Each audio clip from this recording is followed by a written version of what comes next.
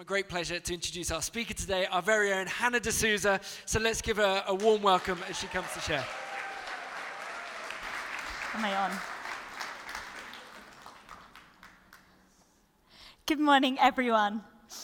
Today, I want to speak about how we can approach Jesus through prayer. And I want to speak about a guy called Bartimaeus. Now, Bartimaeus was a blind beggar, which meant that he spent most of his time sitting at the side of a road in Jericho, hoping that someone would throw money in his general direction so that he could survive. Now, I say throw because law-keeping Jews, who he would have been surrounded by at the time, weren't even allowed to touch him. And what's more, he wasn't even allowed as a blind beggar to be in the general space of a rabbi. So basically, he's outcast from society.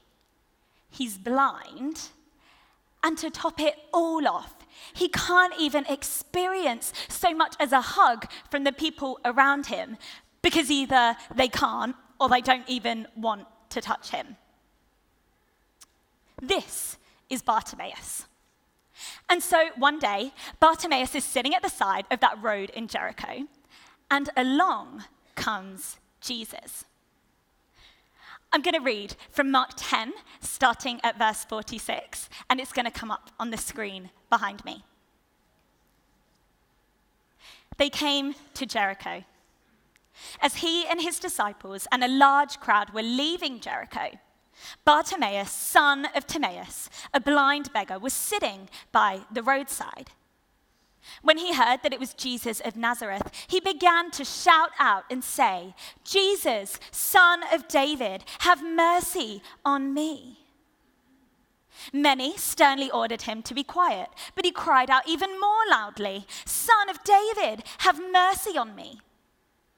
Jesus stood still and said, "Call him here." And they called the blind man, saying to him, "Take heart, get up, he is calling you." So throwing off his cloak, he sprang up and came to Jesus. Then Jesus said to him, "What do you want me to do for you?" The blind man said to him, "My teacher, let me see again." Jesus said to him, "Go, your faith has made you well."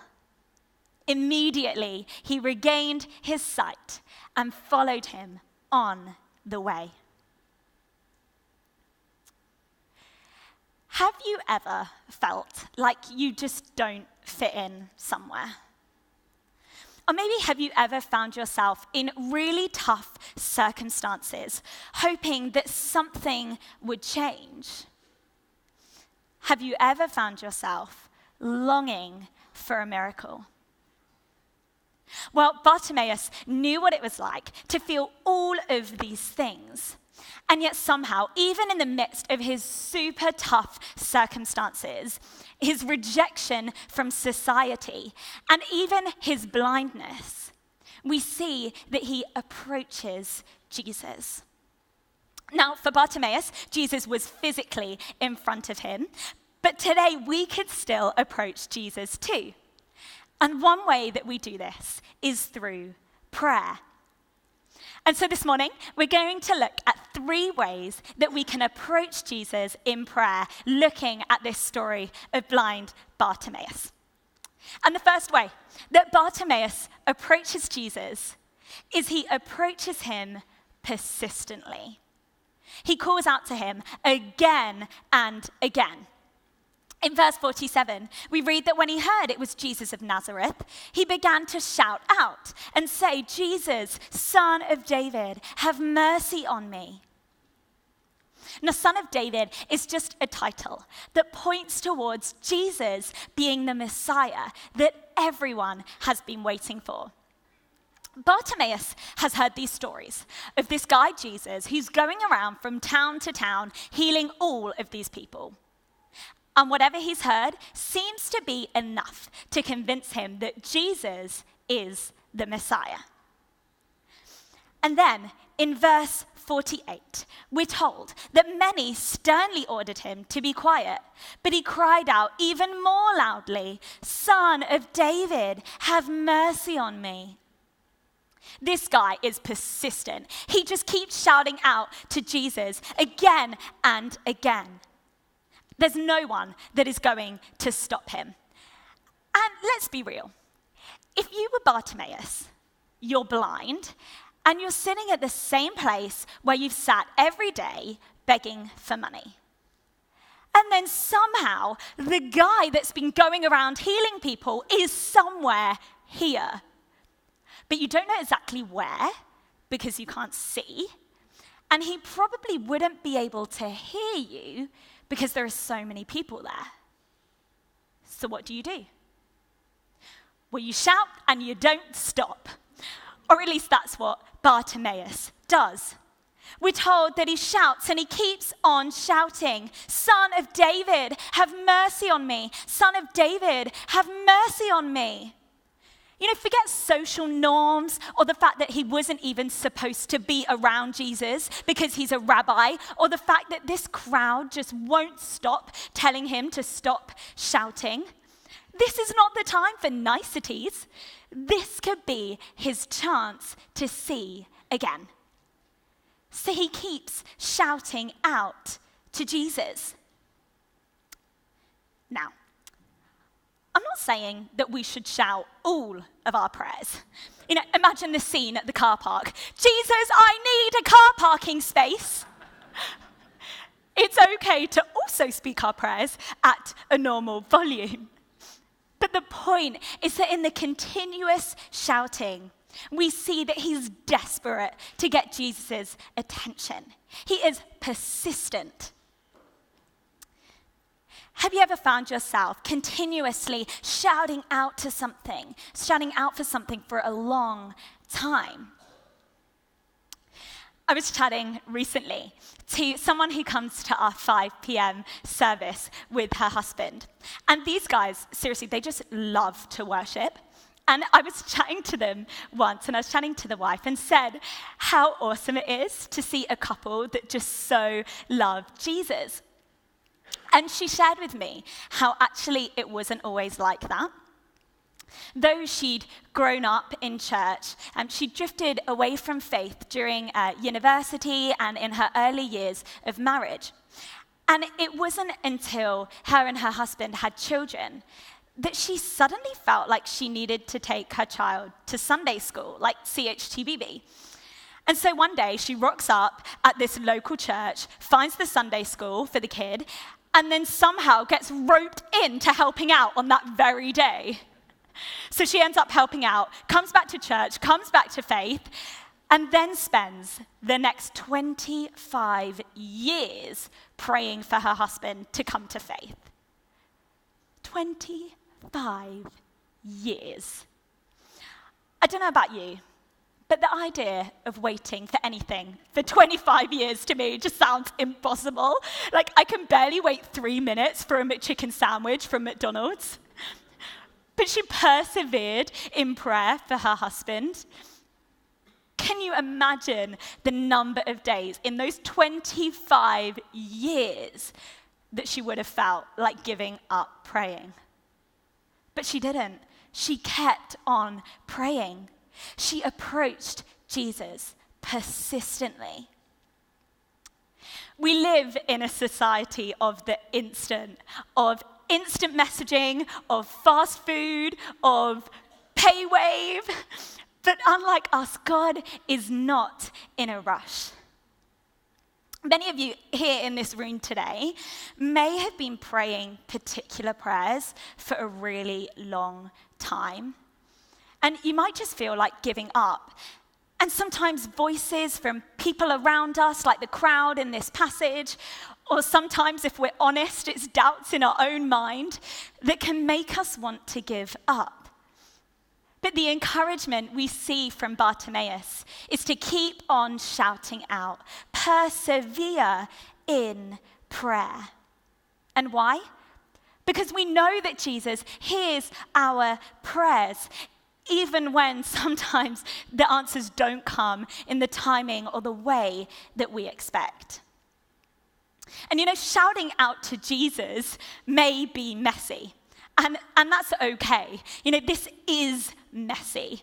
It's a blind person on the side of the street shouting out to Jesus in a crowded place. It's messy.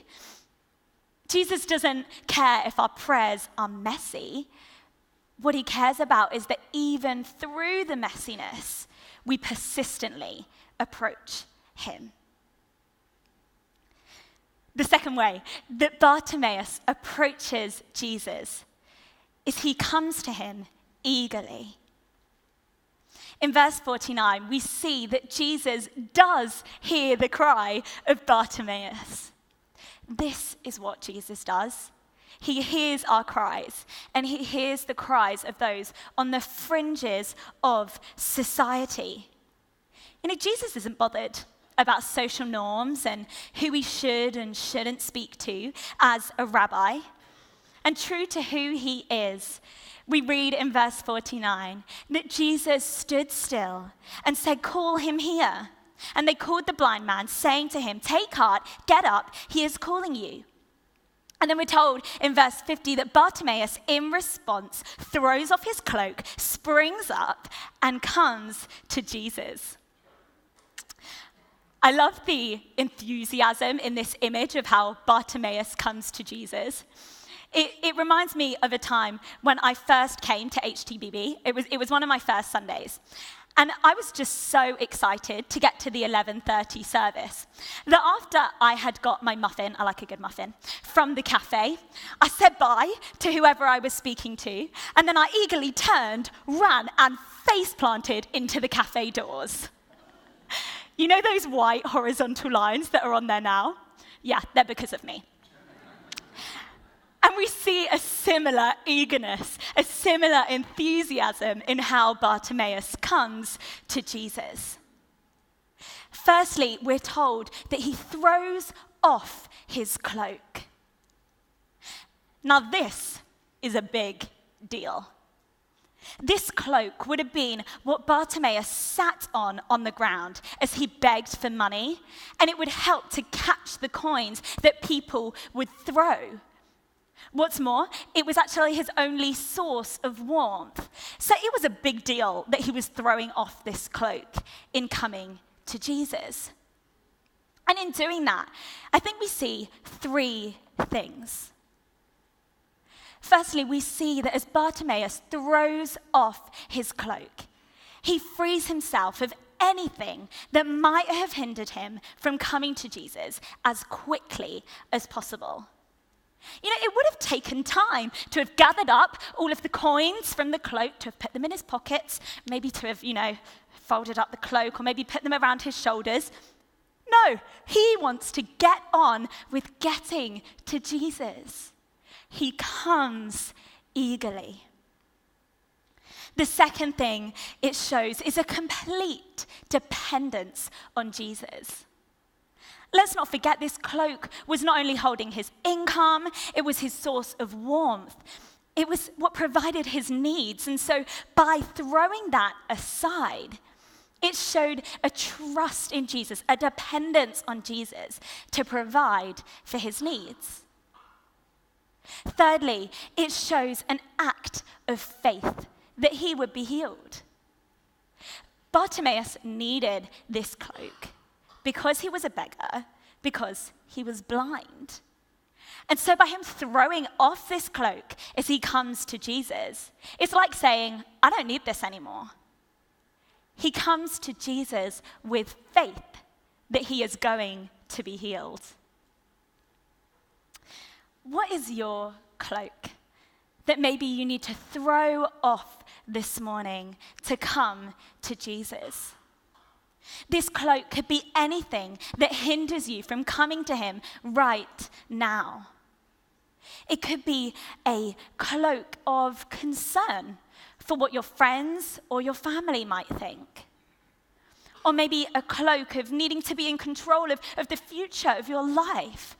Whatever it is, like Bartimaeus, this morning we can throw off that cloak and come to Jesus.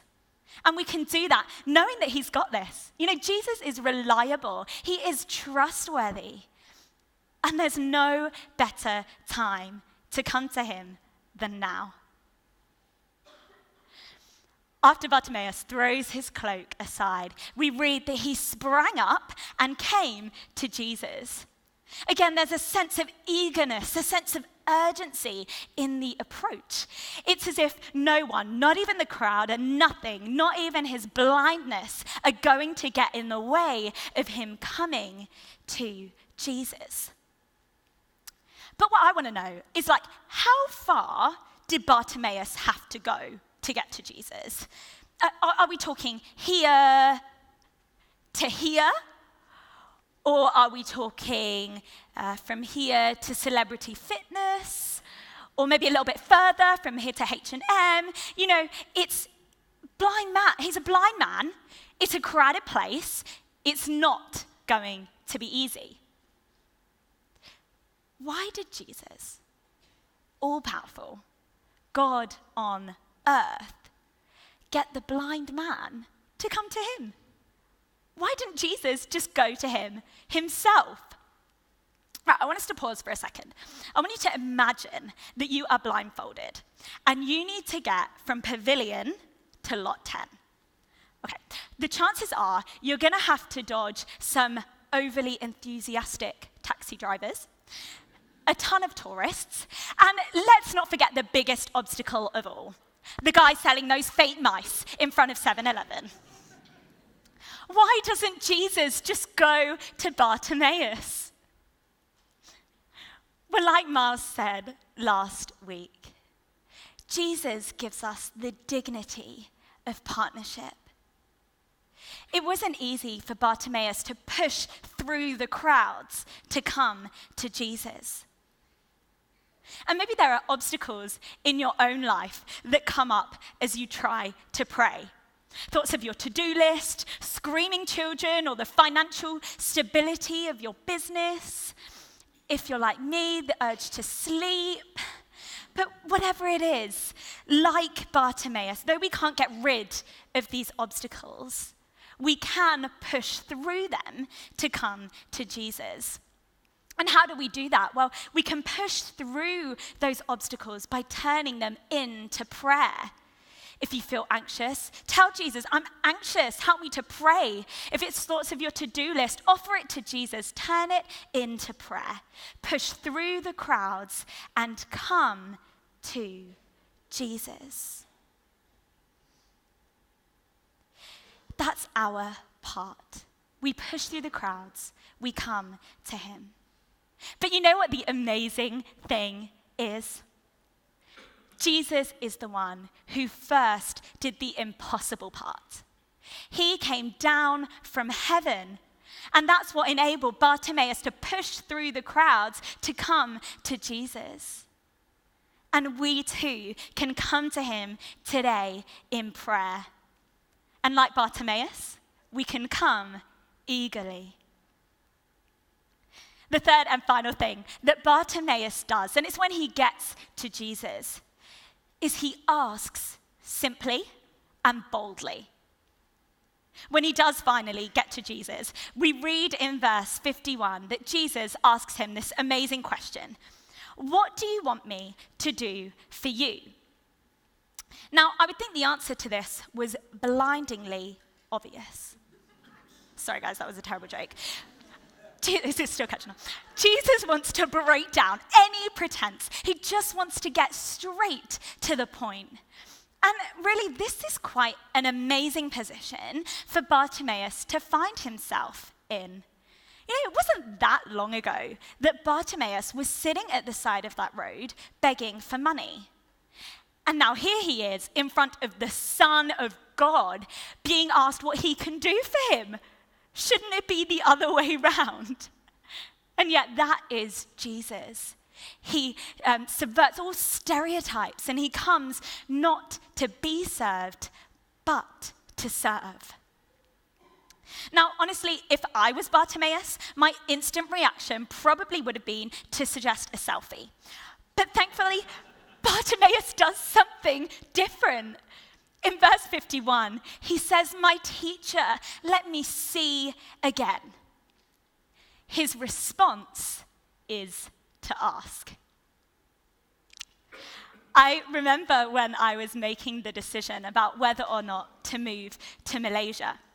Now, thankfully, I got there, I made the right decision, and I made it here.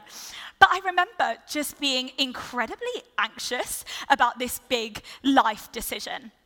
Now, I'm probably the biggest planner you're ever going to meet. And so I did the whole works when it came to this decision. I did my pros and cons. I spoke to every family member that I'd ever spoken to. I spoke to every friend. But I still didn't know what to do. And I just felt Jesus was being silent in this whole thing, which, to be honest, really annoyed me. And so one day, I was walking along a bridge over the River Thames in London. And I was kind of staring into the river, and I just asked Jesus, should I stay or should I go? Should I stay or should I go? And no joke, at that very same moment, like out of nowhere, came one of those stop-go signs that construction workers hold, and it just floated in the river and said, "Go!" I couldn't believe it. And I realized that in all of my planning, I'd forgotten to just simply ask Jesus. I love how simple Bartimaeus' request is. You see, prayer doesn't need to be long or complicated. Sometimes my favorite prayers are my 9-year-old's nephew's prayers. "Dear God, thank you for chicken nuggets and Mario Kart. Amen." Jesus doesn't need our prayers to be neat and tidy. He doesn't need them to be long or complicated. He just wants us to ask. Bartimaeus' ask was simple, but it was bold because he knows who Jesus is. And like Bartimaeus, this morning we can ask Jesus simply and boldly in prayer. But the difficulty for me in this passage, and you might have caught it at the start, is in verse 52. What does Jesus mean when he says, "Go, your faith has made you well"? Like, does that mean that I haven't been healed because I haven't asked with enough faith? Because it just sounds really jarring, doesn't it? So how do we come to terms with this verse? Well, the word in the original Greek for made well here is sozo. It means to save, to heal, to make whole. But as this is used throughout the Bible, it's not only used to mean made whole in body, but also in soul. Now, we're mortal beings, right? We don't live forever. And so if all that Jesus was talking about in being made whole was in the physical sense, it wouldn't be a lasting promise. There will have come a time when Bartimaeus closed his eyes and never opened them again. So there was more to the healing than just his physical sight being restored. He was also given spiritual sight, to see Jesus for who he is and to see that there was more than just his life on earth. And we can ask for this too.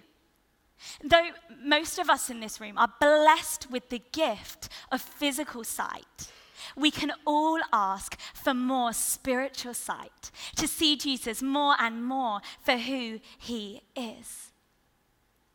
And the promise is that despite our mortality, we are made whole by faith, because by faith we receive the best gift of eternal life. Spiritually, we're made whole as we place our faith in Jesus.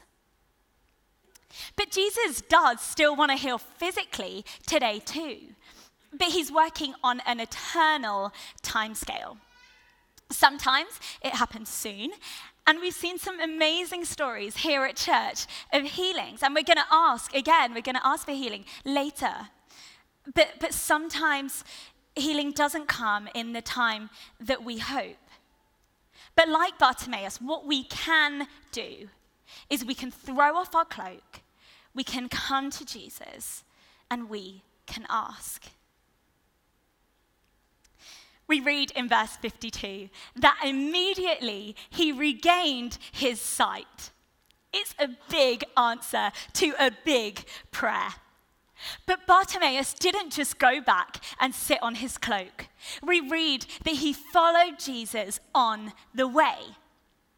Now, there's a little bit of a pun here in the original language, because the word for way, which is hodos, is the same word that is used in John 14, verse 6, where Jesus describes himself as the way, the truth, and the life. Bartimaeus' response to his healing is to follow Jesus on the way, to follow Jesus, the way, the truth, and the life. But where was he following Jesus to? This was actually Jesus' final miracle before his triumphal entry into Jerusalem. A journey which would lead him to the cross. The cross where Jesus would die and 3 days later rise again so that we could be made whole. And just like Jesus called Bartimaeus out of the crowd that day, he's also calling you and me too today. So shall we come to Jesus? Shall we stand? We're going to pray together.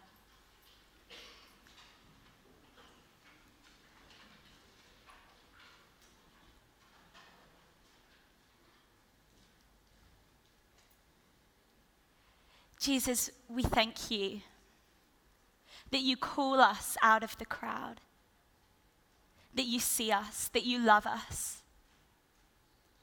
And Lord, we thank you that we can come to you with our prayers, with our real asks, knowing that you hear them.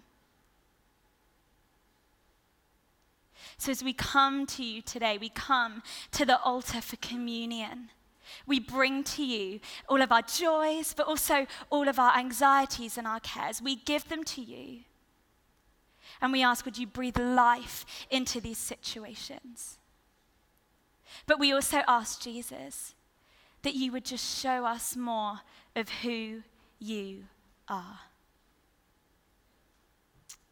Amen.